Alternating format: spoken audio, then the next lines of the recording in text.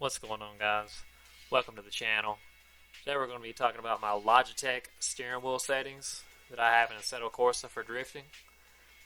Had a guy make a comment asking about that, so I decided to make a video over it. First thing I want to mention is make sure you got these assists in check. You don't have all this stuff turned off. You don't need any of it to drift. I just didn't want to give you my wheel settings and then these not be right and you get into the game and it don't feel like it should. So I wanted to throw these out here first. As far as my steering wheel settings go, I got my degrees at 900. Gamma at 1, scale's 100%, filter is 0, speed sensitivity 0, and I don't have either of these check marked.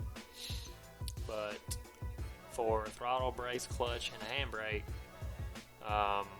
these are all kind of just personal preference, but you can copy these anyway, but these don't really matter. Like I was saying, it's up to you where you want these at. You can just mess around, play with what you like. So let's move on to the force feedback.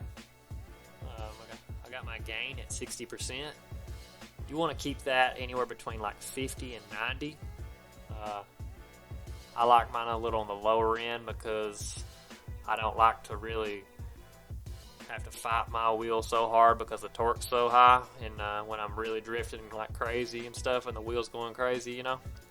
So you want to keep that on the lower end so it's kind of smoother and just easier to move around. Sometimes you need to help the wheel in quick transitions and stuff like that.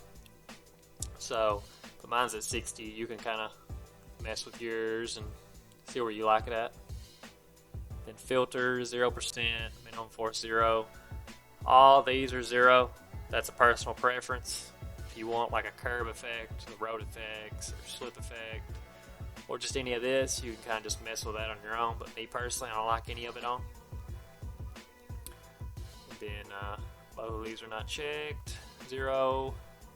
Center boost, gain 0. Center boost range is 10. That's off.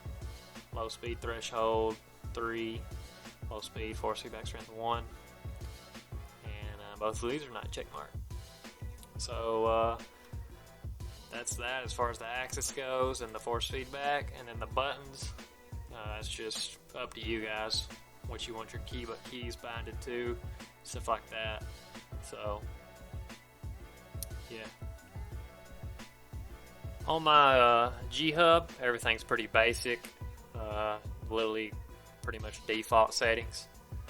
Sensitivity 50, operating range 900, center spring strength 0, and then apply settings from the game.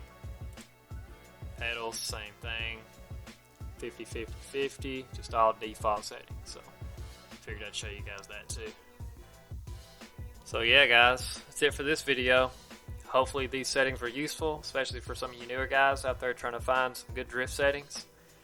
And I'll see you on the next one.